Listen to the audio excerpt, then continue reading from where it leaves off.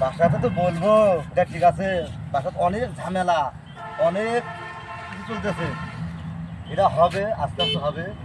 আলাদা বাজার হয়, ব্যর্থ বলবো মা বাবাকে। হবে না।